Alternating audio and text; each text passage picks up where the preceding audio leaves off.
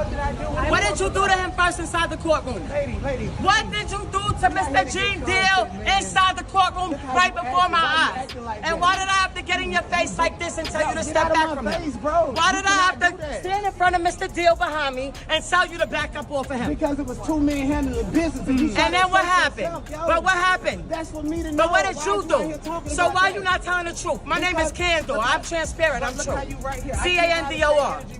I can't. But you didn't have the same energy with him when he came outside either. When he came outside, he left. Man, yo. get out of here. He left. He left, yo. What are you talking? I'm not the type of dude that you can come up on like Bro, that. listen. We out here to get kind of content. You're not gonna tell me what to do. You can't come up on me. Bro, listen. If you come up on me, I'm gonna knock you the f out. That's what I said. You gonna That's do what I said. That's what I said. Bro. That's what I said. No, bro. It came to light for y'all that this dude wanted me dead way before I came to YouTube. Holler. A hit dog will holler. A hit dog will holler. So listen, let me just tell you something, right? Because this is an interesting point that Lovely T actually point up. All the people with money, power, influences, Diddy's equal.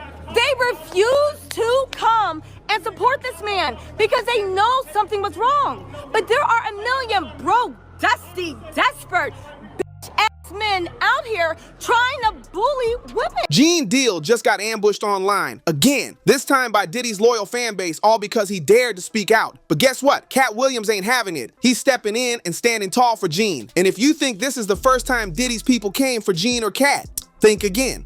This has been brewing for a minute, and now things are getting straight up dangerous. According to Roger Bonds, Diddy's own ex-security guard, Diddy allegedly gave direct orders for his crew to handle Gene Deal on site. That's not street gossip, that's straight from the inside. And Gene isn't brushing it off either. In a raw new video, he said he's had to watch his every move, skip certain spots, and live like he's got a target on his back because he seriously believes his life is on the line. Word is, Diddy didn't just want Gene bruised. He wanted to make an example out of him. He wanted the streets to watch, to fear, to fall in line. Gene was supposed to be the warning shot, but here's the twist. He ain't scared, not even close. Gene made it crystal clear. He's not the kind of man who folds under pressure. He's not ducking. He's not hiding.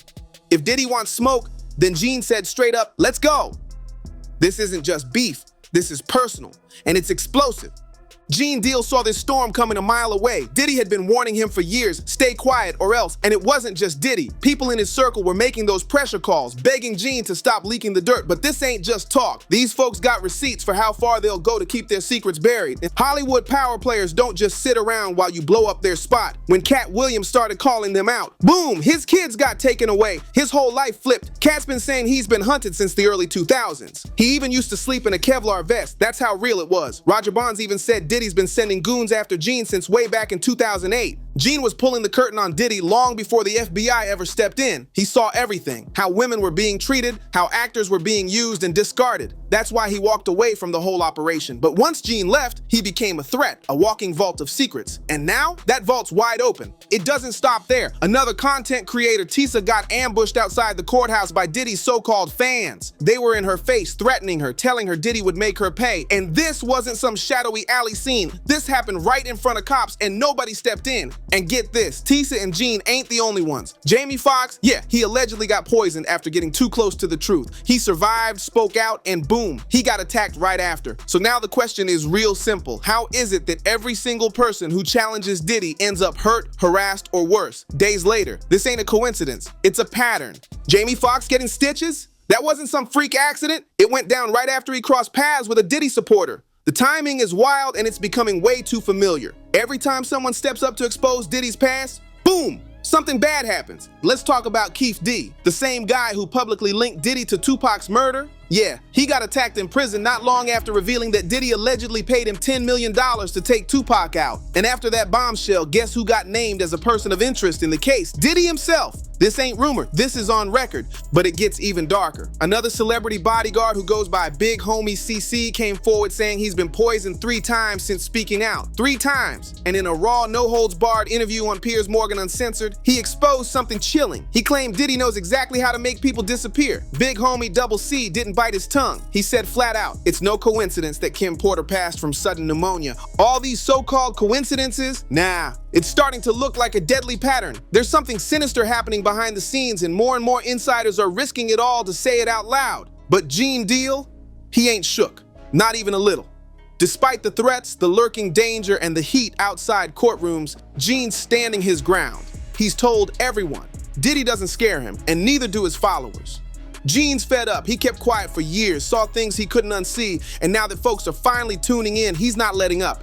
He even responded to the courthouse chaos, brushing it off like dust. Cheap intimidation moves like that, Gene said they won't work on him. Not now, not ever. Way before the courtroom spotlight, Diddy was already trying to shut Gene Deal up. Word is, Gene was getting hit with calls from folks tied to Diddy, while Diddy was still locked up. They kept pushing the same message. Diddy's got cash and he'll buy your silence, or take it by force if he has to. But Gene's no rookie. He spent over 10 years side by side with Diddy, and he knows exactly how far that man will go when the pressure's on. And people close to the situation are saying Diddy didn't just want silence, he wanted elimination. According to those insiders, he ordered hits on anyone who dared to expose him. That's why Gene was being warned left and right, because they knew what time it was. And Gene's not the only one catching heat.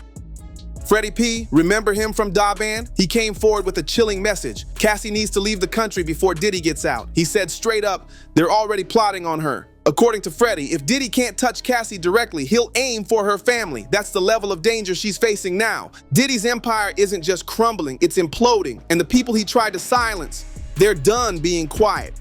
From former friends to ex-bodyguards to music insiders, they're talking. And now it's not just rumors, it's screenshots. It's audio. It's real threats. The evidence is stacking high and the whole industry is watching. This is just the beginning, and we're locked in. So hit that like button, drop your thoughts in the comments, subscribe, and turn on those notifications, because what's coming next is gonna shake the whole game. See you in the next one.